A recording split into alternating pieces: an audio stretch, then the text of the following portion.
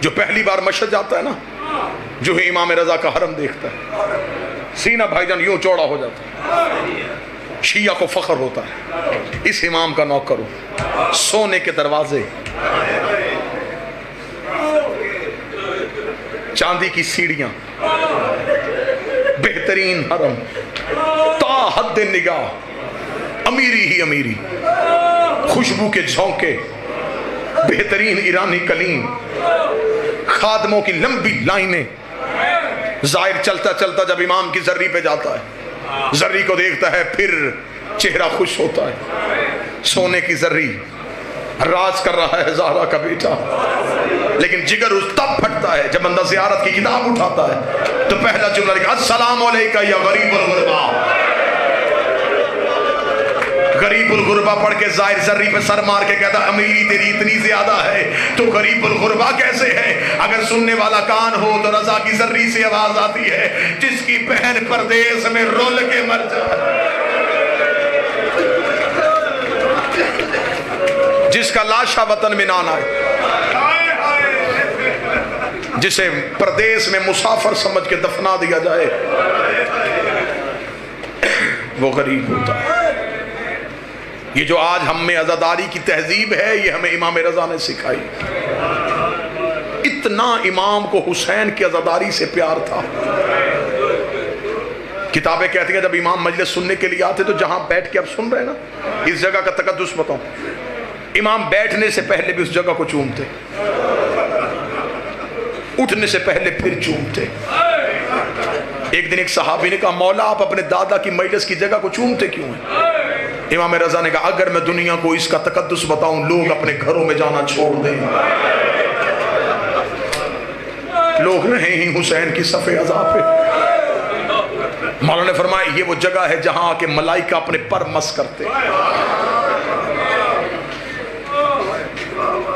مولا فرماتے اگر ہمارے عزادار کو مجلس شبیر میں بیٹھنے کا اجر بتا دیا جائے، مولا فرماتے ہیں کہ اللہ جب عرش میں ملائکہ سے کہتا فرش پہ دیکھو جہاں حسین کی مجلس ہو رہی ہوتی، تو ملائکہ کہتے ہیں ہم سے ساری زندگی کی عبادت لے لے، ہمیں تھوڑی دیر کے لیے اس محفل میں جانے دے۔ اسی لیے کائنات کا کوئی عمل ایسا نہیں جس میں 14 نے کہا ہو کہ ہم تمہارے ساتھ ہیں۔ کسی کتاب میں مجھے بتاؤ کہ انہوں نے کہا مصلی بچھاؤ ہم تمہارے ساتھ نماز پڑھیں گے، افطاری کے لیے دسترخوان سجاؤ ہم تمہارے ساتھ افطار کریں گے، حج کے لیے احرام باندھو ہم تمہارے ساتھ حج کریں گے۔ ایک ہی وعدہ کیا تم حسین کی صف بچھاؤ، کوئی آئے نہ آئے ہم ضرور آئیں گے۔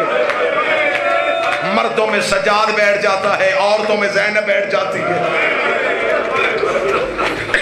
میرے مولا علی ابن موسیٰ رضا، مولا اپنے گھر میں روزانہ مجلس کرواتے تھے۔ شبیر کے ذاکر کا احترام میرے مولا رضا نے سنایا، اتنا احترام کرتے تھے اپنے دادے کے ذاکر کا۔ اکثر دیبل کو بلاتے تھے مرثیہ سننے کے لیے۔ دیبل ایک دن امام کو مرثیہ سنانے کے لیے، دیبل ابھی دروازے پہ تھا، امام چل پڑے،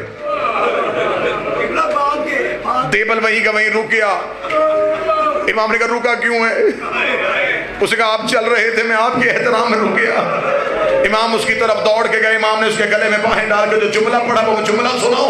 امام نے گلے میں باہیں ڈال کے اے میری دادی کا مددگار،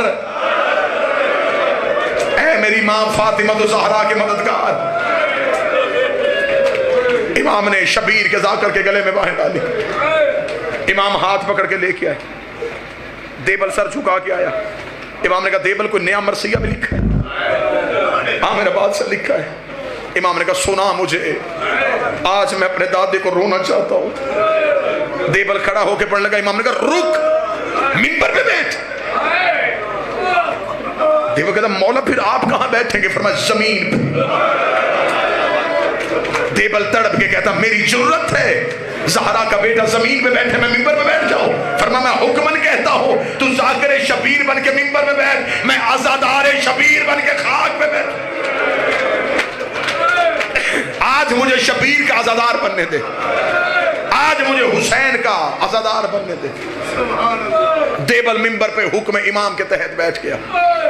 دیبل نے ایک مرثیہ پڑھا، یہ مرثیہ عربوں میں آج بھی بڑا مشہور ہے، عرب آج بھی اس مرثیے کو سب سے زیادہ پڑھتے ہیں۔ یہ وہی مرثیہ ہے جسے حماد اہل بیت شہید محسن نقوی نے اسی مرثیے کا اردو میں ترجمہ کیا تھا اور وہ بڑا مقبول ہوا تھا۔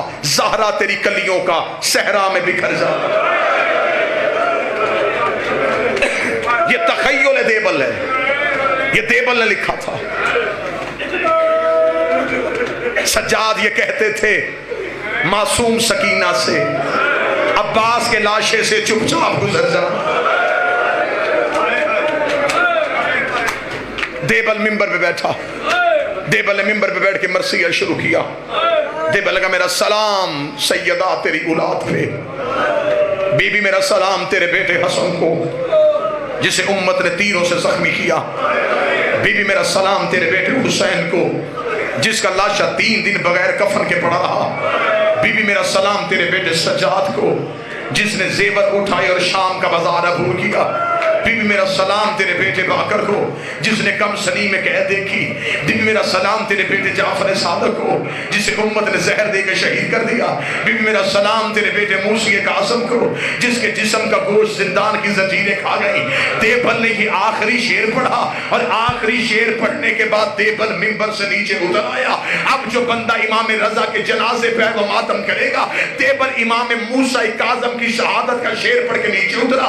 امام رضا روتے روتے اٹھے، امام نے ایک کاغذ کے ٹکڑے پہ شعر لکھا، امام نے کہا دیبل دوبارہ ممبر پہ جا، ایک شعر دوبارہ پڑھ۔ دیبل نے دوبارہ شعر کو ہاتھوں میں لیا، امام نے لکھا میرا سلام زہرا تیرے اس بیٹے پہ جو تو اس میں غربت کی حالت میں دفن ہو جائے گا۔ یہ شعر پڑھنے کے بعد دیبل نے ہاتھ جوڑے، ہاتھ جوڑ کر مولا مجھے تو نہیں پتا فاطمہ تو زہرا کا کوئی بیٹا تو اس میں بھی دفن ہے۔ امام نے اپنے گریبان کو چاہ کیا، چاہ کر کہا یہ تیرا وہ غریب امام ہے جو تو اس میں دفن ہو جائے گا۔ اتنا کہنا تھا، دیبل نے دوبارہ شعر پڑھا، یا مستورات کی طرف سے کنات اٹھی، ایک سفید سر والی کریم روتی ہوئی آئی، رو کر دیبل دوبارہ شعر نہ پڑھنا، جب سے تو نے شعر پڑھا ہے کبھی رضا کی کوئی بہن بے ہوش ہوتی ہے، کبھی کوئی بہن بے ہوش ہوتی ہے۔ امام رضا روتے روتے کنات کے قریب گئے، رو کے کہتے اے رضا کی بہنوں، تم نے صرف بھائی کے قتل کا شعر سنا اور تم نے رونا شروع کر دیا۔ ہائے میرا سلام سیدہ زینب پہ جو 70 قدم کے فاصلے پہ سر پہ قرآن رکھ کے کہتی رہی نہ مار۔ تم نے صرف بھائی کی شہادت کا شعر سنا،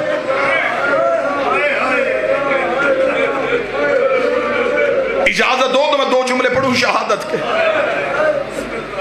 غربت کی حالت میں، پردیس میں، جہاں اپنا بھی کوئی نہیں تھا،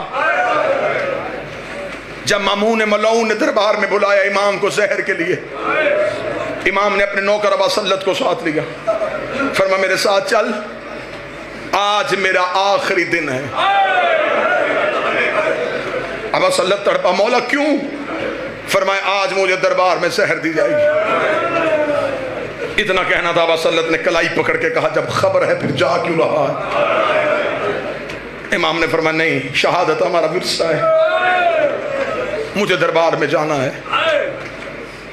امام نے کہا ہاں ابا سلط میں تجھے نشانی بتاؤں، جاؤں گا میں تنہا، واپسی بھی اگر میرا امامہ چادر بن کے میرے سر پہ ہوا تو سمجھ لینا تیرے امام کو زہر مل گئی۔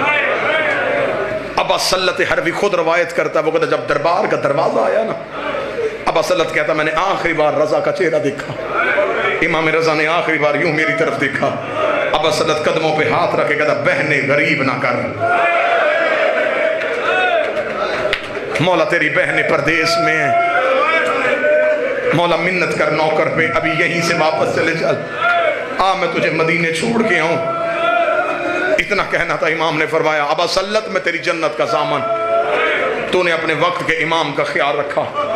ابا سلط کہتا امام دربار میں چلے گئے، میں دربار کے دروازے پہ بیٹھ کے روتا رہا، رو رو کے کہتا اے فاطمہ زہرا مدد کر، تیرا بیٹا غریب ہو کے تنہا دربار میں گیا ہے۔ अब्बा सल्लत कहता मैं बीबी से तबस्सुल कर रहा था, ये थोड़ी देर बाद मैंने इमाम रजा को दरबार से निकलते हुए देखा। अब्बा सल्लत कहता मैंने चेहरे पे मातम करना शुरू कर दिया, क्योंकि इमाम का अमामा खुल के चादर बन के इमाम के सर पे था। अब्बा सल्लत कहता काश वो दिन देखने से पहले मैं मर जाता। मैंने जमाने में बहुत बहुत लोगों को जहर के बाद जीते हुए देखा है। उसने कहा मैंने देखा है अभी जहर मिली, थोड़ी देर के बाद दरबार से बाहर निकला, जहां से रजा पांव उठा रहा था जमीन से खून आ रहा था। जहर इतनी शदीद थी, ज़हरा के बेटे के पांव के तलवे फट गए। आज रोको, मैं आज रोको। अब असलत कहता मैं रोता हुआ सामने आया, मैंने कहा रुक मेरा बादशाह, इन मलौनों ने इतनी शदीद जहर दी, मौला आपके पांव के तलवों से खून आ रहा।